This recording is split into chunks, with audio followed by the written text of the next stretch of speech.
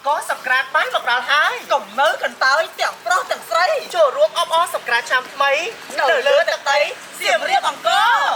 ដោយតែបានជម្រាបជូនពុកម៉ែបងប្អូនអញ្ចឹងព្រឹត្តិការណ៍អង្គសង្ក្រាន្តបានត្រឡប់មកវិញហើយដែលឆ្នាំនេះធ្វើនៅខេត្តសៀមរាបហើយកុំភ្លេចណាយុវជនស្ម័គ្រចិត្តទាំងអស់គ្នាត្រឡប់មកធ្វើយុវជនស្ម័គ្រចិត្តបង្កើតស្នាមញញឹមជួបប្រជាជនកម្ពុជារបស់យើងជាថ្មីម្ដងទៀតឆ្នាំនេះមានអីគេខ្លាំងអូយមានច្រើនណាស់សម្រាប់ពុកម៉ែបងប្អូនទាំង25ខេត្តក្រុងគឺថាអង្គសង្ក្រាន្តយើងគឺត្រៀមសម្រាប់ទទួលពុកម៉ែបងប្អូនមានតាំងពីណែអីគេខ្លះហើយលបាយវិជាប្រៃលបាយវិជាប្រៃមានតាំងពីលបាយលបាំអីផ្សេងការរំលេងកំសាន្តជាផ្សេងឡើងលេងសខ្លាញ់អូឆ្នាំនេះក៏មានសខ្លាញ់ទៀតអ្នកណាដែលបកកែឡើងសខ្លាញ់កុំភ្លេចមកខេត្តសៀមរាបក៏ឡើងសខ្លាញ់ទាំងអស់គ្នាអញ្ចឹងកុំភ្លេចជួបគ្នានៅក្នុងព្រឹត្តិការណ៍អង្គសង្ក្រាន្តនៅខេត្ត